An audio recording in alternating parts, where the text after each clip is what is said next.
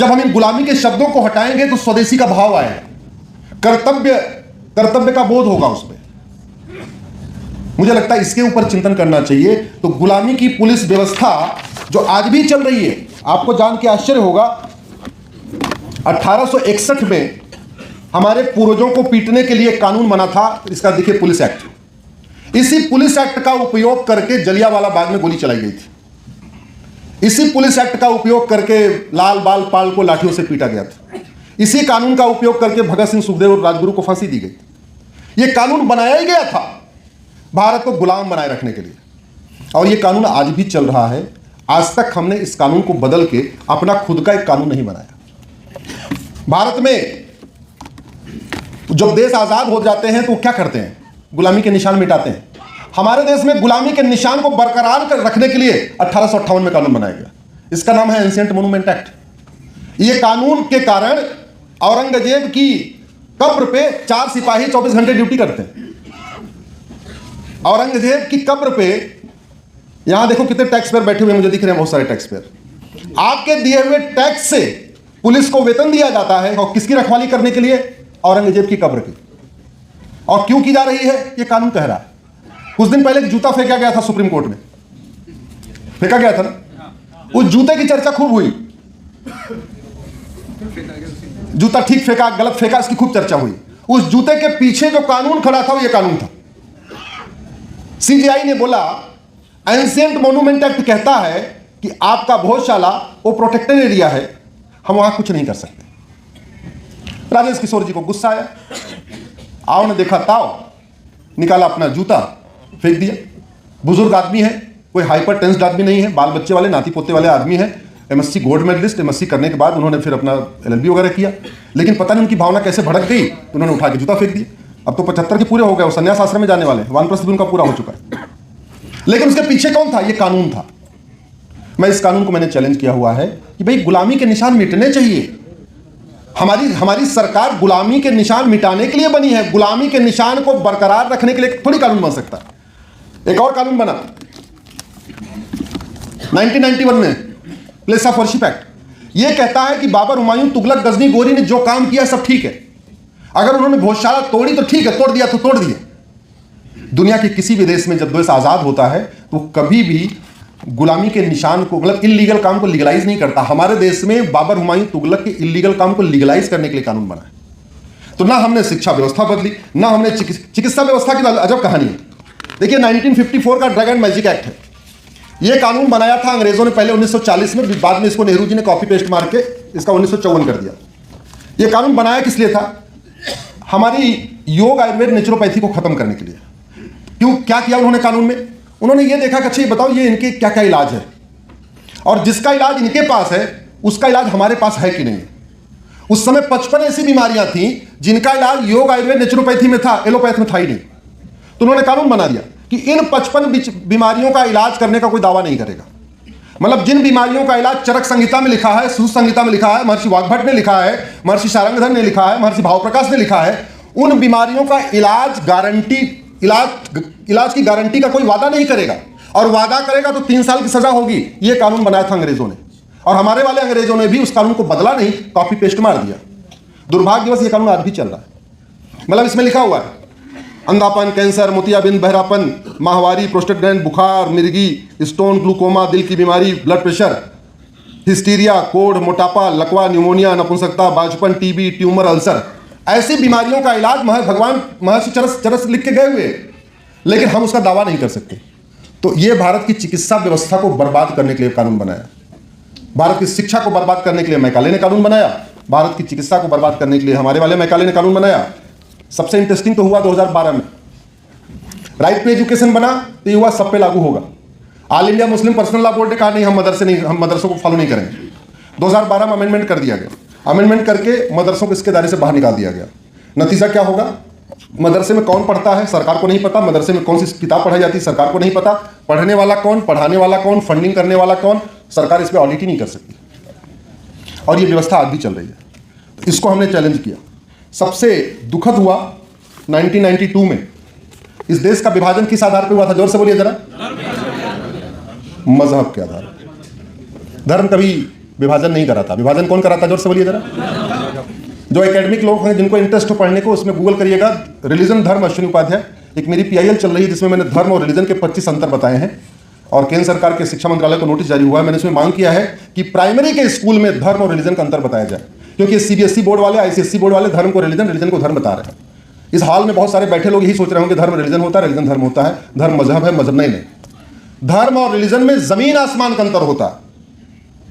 धर्म और मजहब में जमीन आसमान का अंतर है। धर्म जोड़ता है और मजहब तोड़ता है। जोर से बोलिए, धर्म जोड़ता है और मजहब तोड़ता है। यस। धर्म वसुधैव कुटुंबकम सिखाता है, धर्म नारी तू नारायणी सिखाता है, धर्म यत्र नरस्तु पूज्यते रमन्ते तत्र देवता सिखाता है, धर्म सर्वे भवन सुखने सिखाता है, धर्म सर्व मंगल मांगल्य सिखाता है। धर्म हर चीज यूनिवर्सल सिखाता है, universal equality, universal justice, universal liberty, fraternity, liberty of thought, liberty of belief, liberty of faith, liberty of worship. धर्म आपको स्वतंत्रता देता है और मजहब आपको मानसिक रूप से गुलाम बनाता है। सबसे बड़ा अंतर यह है। आप अगर आप सनातन धर्म में हैं, आप कुछ भी करिए, आस्तिक हैं, नास्तिक हैं, शैव हैं, वैष्णव हैं, पूजा करते हैं, नहीं करते हैं, व्रत रखते हैं, नहीं रखते हैं, दीपावली मनाते हैं, नहीं मनाते हैं, सब आप स्वतंत्र हैं। जो करना आपको कोई आके पीटेगा पाटेगा नहीं। आप अगर मजहबी हो गए, किसी भी विदेशी मजहब में चले गए, फिर आपके लिए बाउंडेशन है, आपको ये काम करना ही है, ये काम करना ही है, और दिन में 5 बार डराया जाएगा। ये काम नहीं किया तो सीधे कहां जाओगे। आज तक कभी सनातन धर्म में बताया हो, किसी ने बोला हो कि राम की पूजा नहीं करोगे तो नरक में जाओगे, कृष्ण की पूजा नहीं करोगे तो नरक में जाओगे, विष्णु की पूजा नहीं करोगे तो नरक में जाओगे? किसी ने बताया क्या? ऐसी व्यवस्था ही नहीं है। ये धर्म है। धर्म आपको स्वतंत्रता देता है। धर्म आपको लिखने की स्वतंत्रता देता है, सोचने की स्वतंत्रता देता है, मेकअप की स्वतंत्रता देता है, भोजन की स्वतंत्रता देता है, वस्त्र की स्वतंत्रता देता है, जीवन का स्वतंत्रता देता है, रहने की स्वतंत्रता देता है। मजहब आपको न सोचने की स्वतंत्रता, न लिखने की स्वतंत्रता, न शास्त्रार्थ की कोई स्वतंत्रता नहीं देता। दुर्भाग्यवश चूंकि हम मॉन्टेसरी मिशनरी एजुकेशन सिस्टम लेके बैठे हुए हैं, तो आज तक हमारी युवा पीढ़ी को धर्म और रिलीजन का अंतर नहीं पता। और सबसे बड़ी बात ये, अंग्रेज यहाँ पे 1000 मॉन्टेसरी स्कूल खोल के गए थे, और ये संविधान लागू होने के बाद 4 लाख मिशनरी स्कूल खोल गए। मुगल यहाँ 1000 मदरसा खोल के गए थे, और संविधान लागू होने के बाद लगभग 4 लाख मदरसा और खुल गए। और आपको जान के आश्चर्य होगा, भारत के संविधान में मदरसा शब्द कहीं है ही नहीं है। भारत के संविधान में अगर कोई मुझे एक बार मदरसा शब्द दिखा दे, मैं आजीवन वकालत छोड़ दूंगा और आजीवन सार्वजनिक जीवन से बाहर निकल जाऊंगा। है ही नहीं है। गलत व्याख्या हो रही है। आर्टिकल 30 की गलत व्याख्या, आर्टिकल 25 की गलत व्याख्या। संविधान सच बोलने की स्वतंत्रता देता है कि झूठ बोलने की? जरा जोर से बोलिए जरा। और सुबह से लेकर शाम तक संविधान की बात करने वाले नेता सच बोलते हैं कि झूठ बोलते हैं? जोर से बोलिए जरा। संविधान वस्त्र पहनने की स्वतंत्रता देता है, नग्न होने की स्वतंत्रता? जोर से बोलिए जरा। संविधान संस्कृति की स्वतंत्रता देता है, अश्लीलता की? जोर से बोलिए जरा। वैसे संविधान धर्म पालन की स्वतंत्रता देता है, धर्मांतरण की नहीं। संविधान रीतियों की स्वतंत्रता देता है, कुरीतियों की नहीं। संविधान प्रथाओं की स्वतंत्रता देता है, कुप्रथाओं की नहीं। लेकिन आर्टिकल 25 से लेकर आर्टिकल 30 तक हमारे माननीय सुप्रीम कोर्ट के जजों ने ऐसी ऐसी व्याख्या कर दिया, और उसमें उनकी गलती नहीं है, गलती उनके बाप दादा की है। क्योंकि जो पहले अंग्रेजों के जमाने में बैरिस्टर थे, जो कॉन्वेंट स्कूल में पढ़े, वो बैरिस्टर बन गए। तो वो बैरिस्टर बन गए, तो जब भारत आजाद हुआ तो वो जज हो गए। क्योंकि वो खुद कॉन्वेंट स्कूल में पढ़े थे, मिशनरी मॉन्टेसरी स्कूल में पढ़े थे, बाद में उनके बच्चे जज हो गए। और पिताजी ने जो एक बार गलत फैसला दे दिया, बेटा उसी फैसले को आगे बढ़ाया जा रहा है।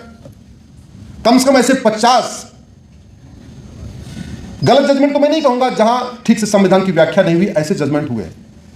सबसे आश्चर्य, अलीगढ़ को माइनॉरिटी यूनिवर्सिटी का दर्जा मिल गया। माइनॉरिटी कौन है कहीं पता नहीं, किसी को नहीं पता। न संविधान में माइनॉरिटी कौन है लिखा है, न किसी कानून में माइनॉरिटी कौन लिखा है। फिर भी माइनॉरिटी कमीशन चल रहा है, माइनॉरिटी अफेयर मिनिस्ट्री चल रही है, माइनॉरिटी बोर्ड चल रहा है। मदरसा लिखा नहीं है, मदरसा बोर्ड चल रहा है, मदरसे की डिग्रियां वैलिड हो रही है। गौतम जी कह रहे थे उर्दू का आ गया। अरे भैया, ये संविधान भारत को आबाद करने के लिए बना है कि भारत को बर्बाद करने के लिए? आबाद करने। तो जो ऐसे कार्य जिससे बर्बादी हो रही है, वो संविधान कैसे अलाउ कर सकता है? और अलाउ अगर कर भी दिया हो, ये रोकना वर्तमान जो संविधान की शपथ लेते हैं उनकी ड्यूटी है। मेरा 9:15 हो गए भाई, समय बहुत ज्यादा हो गया है, इसलिए मैं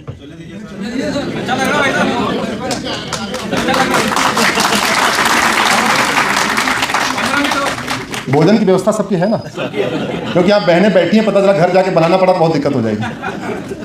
ऐसे मौके भाग्य से मिलते हैं। मेरा यही प्रयास है, शिक्षा का भारतीकरण हो, चिकित्सा का भारतीकरण हो, न्यायिक व्यवस्था का भारतीकरण हो। न्यायिक व्यवस्था जरा सोचो, हमारे देश में चाहे राजा विक्रमादित्य का जुडिशियल सिस्टम देख लीजिए, रानी अहिल्याबाई होलकर का जुडिशियल सिस्टम देख लीजिए, छत्रपति शिवाजी महाराज का जुडिशल सिस्टम देख लीजिए। दुर्भाग्यवश हमने भी ला कर लिया, हमें पढ़ाया नहीं गया, हमने तो इंटरेस्ट लेके पढ़ा उसको। कायदे से पढ़ाना चाहिए। हम भारत में रहते हैं, हमारे जो बेस्ट जुडिशल सिस्टम थे उनको पढ़ना चाहिए, पढ़ाना चाहिए, हमने पढ़ाया नहीं गया। इंदौर में भी नहीं पढ़ाया गया होगा रानी अहिल्याबाई होलकर का जुडिशल सिस्टम क्या था। हमारे देश में जस्टिस विद इन आवर होता था। ये बिटिया एसडीएम बनने वाली है, अभी पास करके आई है, तो इसको ज़्यादा पता होना चाहिए। हमारे देश में जस्टिस विद इन आवर होता था, 1 घंटे के अंदर न्याय। केस कॉम्प्लिकेटेड है तो जस्टिस विद इन डे होता था, सुबह आओ शाम तक फैसला हो जाएगा। बहुत कॉम्प्लिकेटेड केस है तो जस्टिस विद इन वीक, 1 सप्ताह के अंदर फैसला होगा, हो सकता है सप्ताह में 2 बार आना पड़े या 3 बार आना पड़े। बहुत एक्सेप्शनल केस हैं, 2 ही 4 केस हैं जो 1 महीने चले हैं, यानी जस्टिस विद इन मंथ। जिस देश में जस्टिस विद इन आवर होता था, जस्टिस विद इन डे होता था, जस्टिस विद इन वीक होता था, जस्टिस विद इन मंथ होता था, उस देश में जस्टिस विद इन ईयर की कल्पना करने से लोग कह रहे हैं ऐसे कैसे हो जाएगा। गुलामी की सोच देखिए जरा। मैं जब कहता हूं जस्टिस विद इन आवर होना चाहिए तो लोग कहते हैं अरे अश्विनी जी आप बहुत ज्यादा ऑप्टिमिस्टिक हैं। अरे हो सकता है, 100% हो सकता है।